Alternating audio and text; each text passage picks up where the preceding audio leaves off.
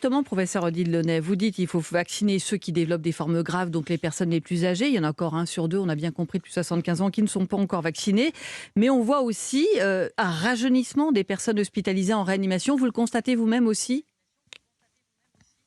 Alors oui, on voit un rajeunissement qui peut s'expliquer de 2 façons principales. La première raison, c'est que les personnes plus âgées ont été vaccinées, en tous les cas pour une partie importante d'entre elles. La deuxième raison, c'est que le virus circule avec une intensité exceptionnelle, bien plus qu'aux vagues précédentes. Et donc, de ce fait, le nombre de personnes atteintes est très élevé et de façon mathématique, on a des formes graves qui surviennent, qui sont plus rares chez les personnes plus jeunes, mais compte tenu du nombre de personnes infectées, ces formes graves peuvent aussi survenir chez des personnes plus jeunes. Mais et ça puis veut le dire... troisième élément, c'est qu'on a aujourd'hui... Je vous en prie. On a aujourd'hui en France un variant anglais qui...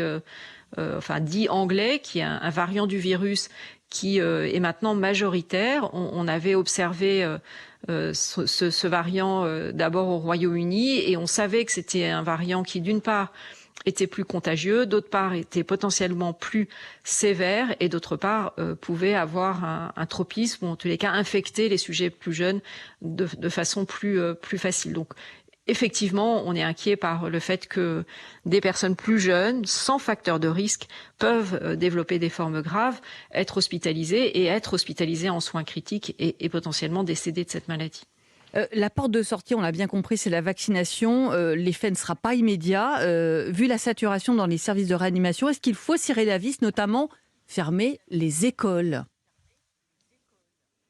Alors, on a un virus qui circule, et je le répète, de façon extrêmement élevée. Ça veut dire qu'il faut, d'une part, respecter, et c'est pas toujours le cas, c'est le moins qu'on puisse dire, les mesures barrières. On n'a pas un confinement strict comme à la première vague, parce que c'est peut-être aujourd'hui difficile à mettre en place, mais pourtant, ça serait vraiment important.